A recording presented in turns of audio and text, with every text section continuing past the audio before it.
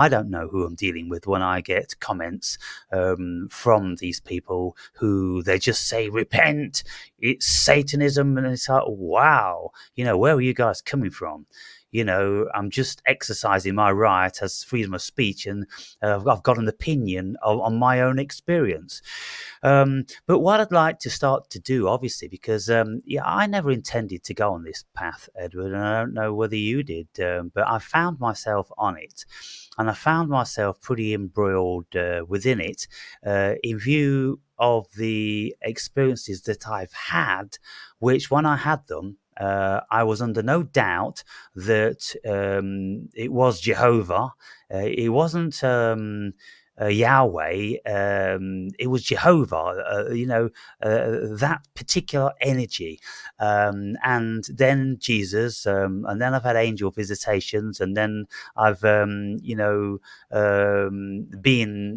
confronted with what we could consider the devil himself, those very, very deep negative energies.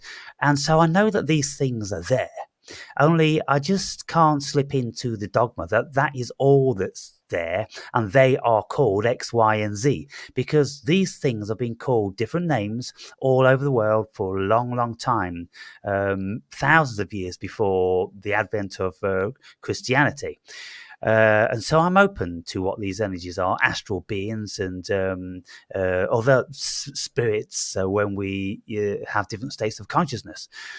But it's just curious for me why I intuitively, instinctively, without a shadow of a doubt, knew that I was dealing with Jehovah on one occasion and Jesus on the other. And it's kind of like, okay, right.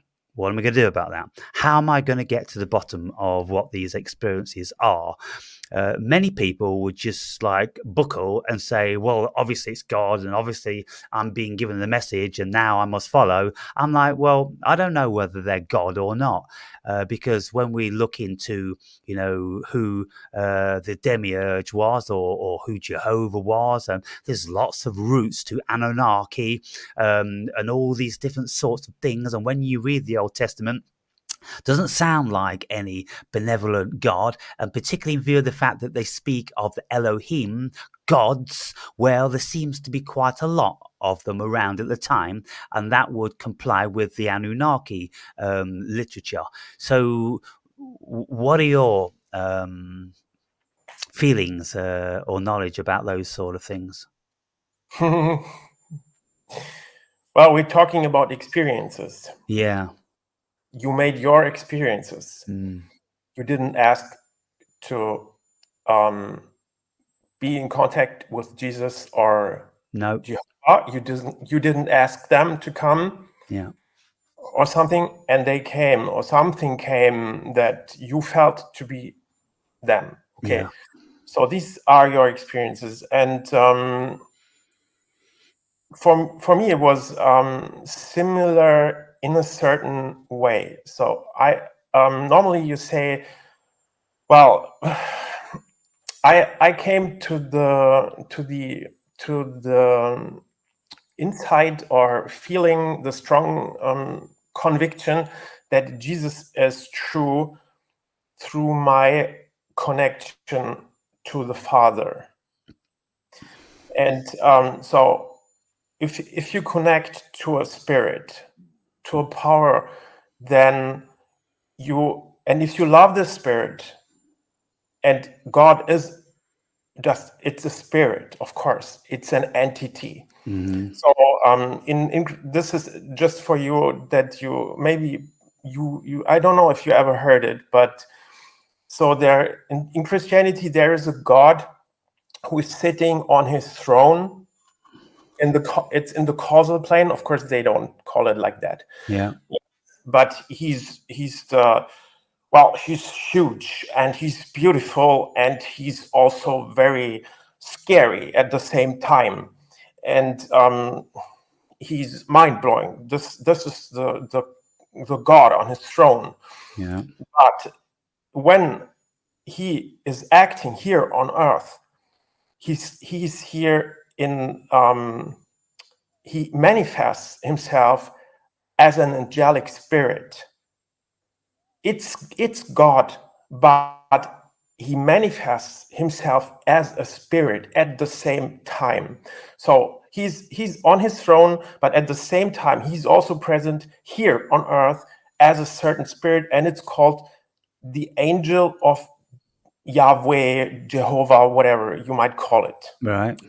Yes, this is also a point where they argue. Yeah.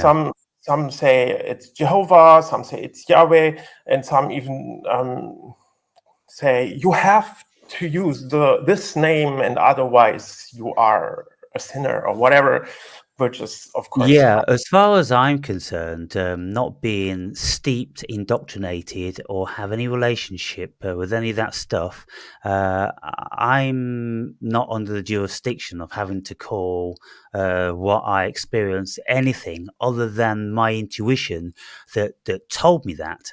Now, probably the only reason my deep higher self or cosmic consciousness, or maybe even the voice of God, himself telepathically telling me that it was Jehovah, because I was introduced to the Jehovah Witnesses, which had a profound effect upon me when I was 27 years old. And I write about this in my book, when they came knocking on my door and they gave me some books, some starter books.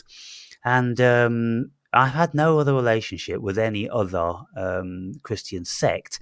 And so I suppose through some avenue in my psyche, then this voice in my head speaking to me, my unconscious assumed that it was Jehovah.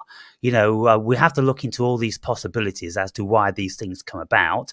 And if I, had some profound experience with Elohim or Yahweh, then I suppose it would have been that way. And if I was, let's say, from the Middle East, and I had some sort of, spiritual awakening, then I suppose it would have been Muhammad or Allah instead of Jehovah or, Yahweh, because these things work culturally, I'm sure. So, in relation to your experience, how did your experience come about? Were you a believer? Were you self-inducing this stuff? Were you in prayer? Were you going to church? How did your meeting with this spirit come about?